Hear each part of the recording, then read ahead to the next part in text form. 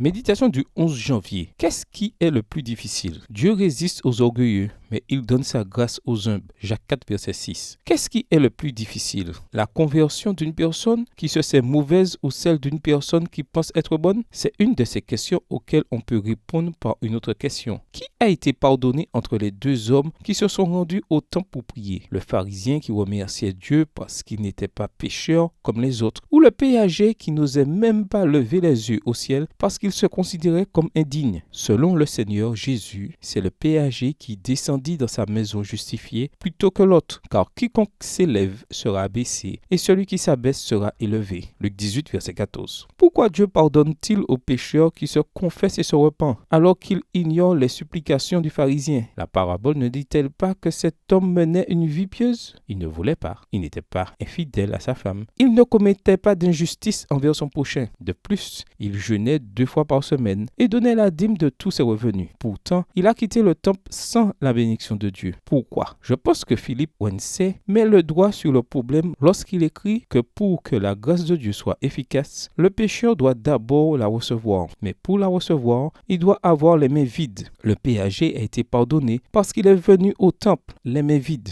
En revanche, les mains du pharisien étaient pleines. Comment pouvait-il donc recevoir la grâce de Dieu si ses mains étaient déjà pleines d'orgueil et de suffisance? Il y a encore une autre leçon dans cette parabole, et c'est que devant Dieu, l'humanité n'est pas divisée entre les justes et les pécheurs. Il n'y a que des pécheurs qui, comme le péager, reconnaissent leurs conditions et demandent pardon, et ceux qui, comme le pharisien, se croient justes et, par conséquent, considèrent qu'ils n'ont pas à se repentir. Comment sont vos mains devant Dieu? Avant de répondre, je voudrais partager ces mots avec vous. La grâce est la main de Dieu qui descend vers la terre. La foi est la main de l'homme qui se tend vers le haut pour saisir la main de Dieu. Je demande maintenant, pour saisir la main de Dieu, nos mains ne devraient-elles pas être ouvertes et de plus vides? Comprenons-nous maintenant pourquoi le péager a été pardonné, mais pas le pharisien. Notre prière. Seigneur, je me tiens devant toi, les mains ouvertes. S'il te plaît, purifie-les de tout orgueil et remplis-les de ton pardon et de ton amour. Bonne journée à vous et que le Seigneur vous bénisse.